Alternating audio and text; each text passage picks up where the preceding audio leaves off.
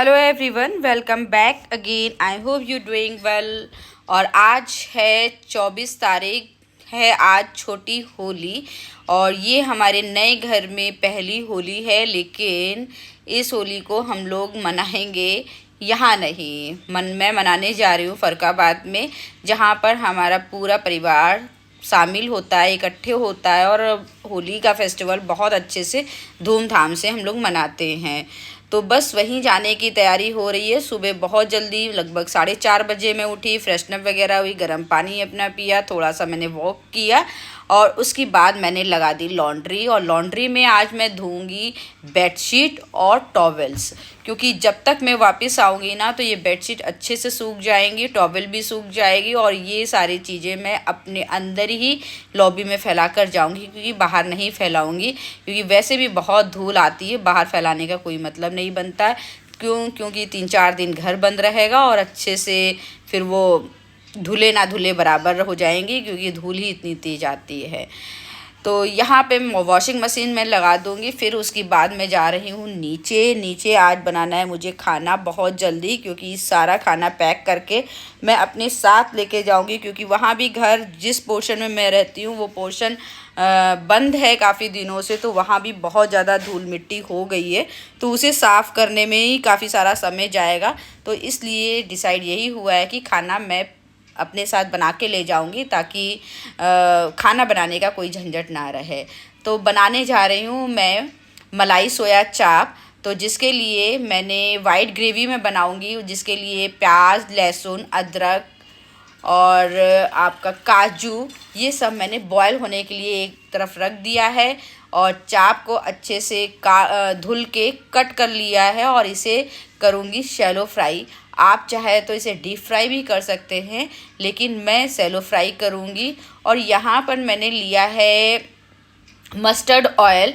आप mustard oil की जगह कोई भी कुकिंग ऑयल ले सकते हैं और उससे ग्रेवी का कलर और वाइट आएगा, लेकिन मैं मस्टर्ड ऑयल ही यूज़ करती हूँ, तो मैंने मस्टर्ड ऑयल ही यूज़ किया है। चाप मेरी फ्राई हो गई थी, फिर उसमें मैंने 2-3 चम्मच दही ऐड किया है, काली मिर्च का पाउडर, जीरे का पाउडर, लाल सफ़ेद नमक, ये सारी चीज़ें मैंने ऐड करके इसे थोड़ी देर मैरिनेट करने के लिए मैं रख दूँगी। तब तक ग्रेवी को ठंडा करके मैंने पीस लिया है और यहाँ पर कुछ खड़े मसाले मैंने डाल दिए हैं, ताकि ये अच्छे से भून जाए। और हमेशा मैं जो बड़ी इलायची होती है या छोटी इलायची है उसे मैं तोड़कर ही डालती हूँ, ताकि उसका अच्छे से पूरा फ्लेवर आ जाए। यहाँ पर कुछ हरी मिर्च भी मैंने डाल दी थी, सूखी मतलब साबुत हरी मिर्च, और वही पेस्ट डाल दिया मैंने।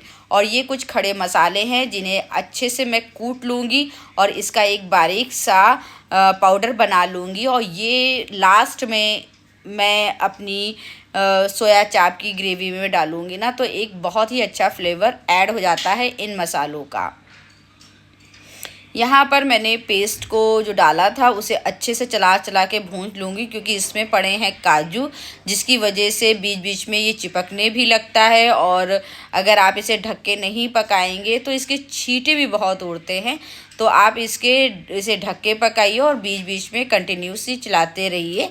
और ये देखिए लगभग हमारी ग्रेवी पकने पे आ गई है। जैसे आम सब्जियों में हम लोग पकाते हैं तेल छोड़ता है, तो वो इतना तेल नहीं छोड़ेगा, क्योंकि ये थोड़ा सा थिक हो जाएगी। और अच्छे से मैंने इसे पहले ही बॉयल कर लिया है, तो हमारी ग्रेवी ऑलमोस्ट सारी चीज़ें इसमें पक ही गई हैं।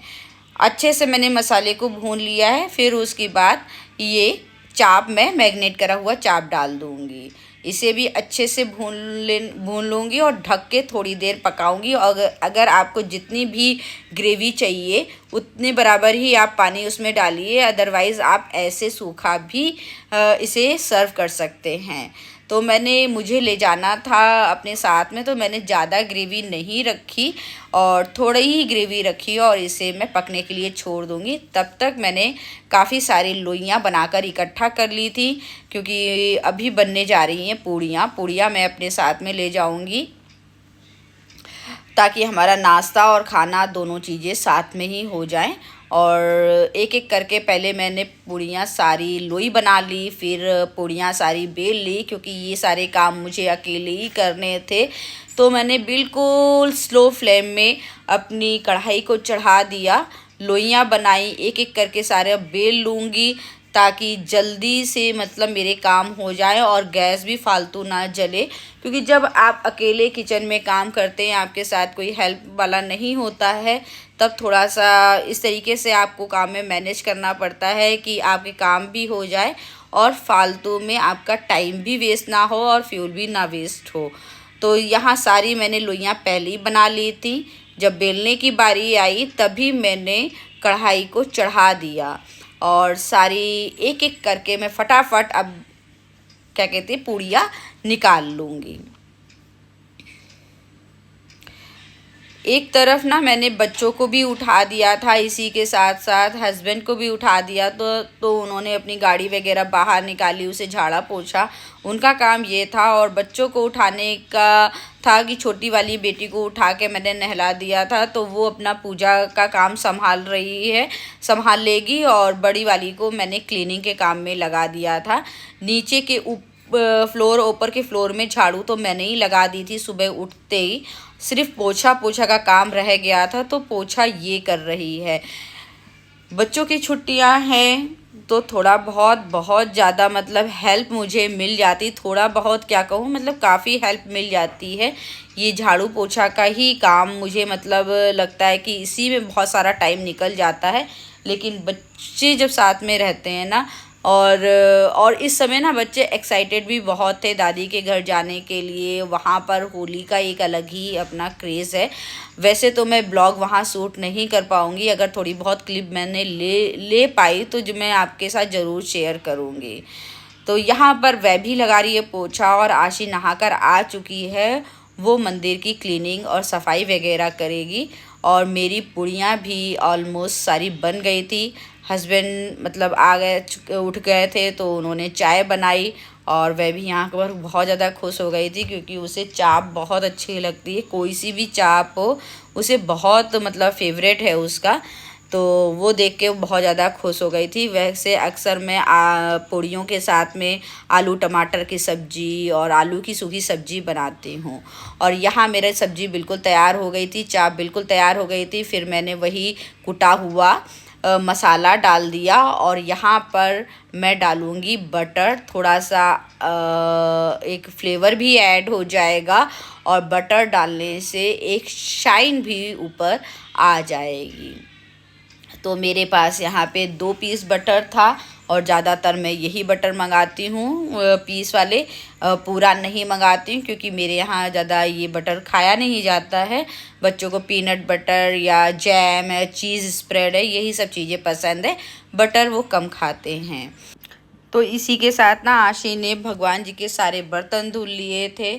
अब वो मंदिर की क्लीनिंग वगैरह करेगी, और डेली की जो पूजा होती है वो करेगी। भगवान जी को अच्छे से स्नान करा के तैयार करके, वो उसका डेली का ही है। और इस काम से मुझे बहुत ज़्यादा हेल्प मिल जाती है।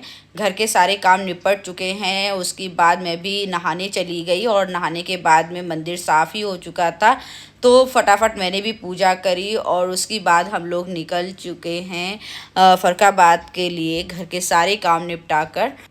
तो सुबह के जल्दी उठने का एक यही फ़ायदा है, सारे काम हो चुके हैं और हम लोग निकल चुके हैं। और इसी के साथ ब्लॉग को यहीं पर मैं एंड करती हूँ, और मिलूँगी नेक्स्ट ब्लॉग में। तब तक के लिए till then take care, bye bye.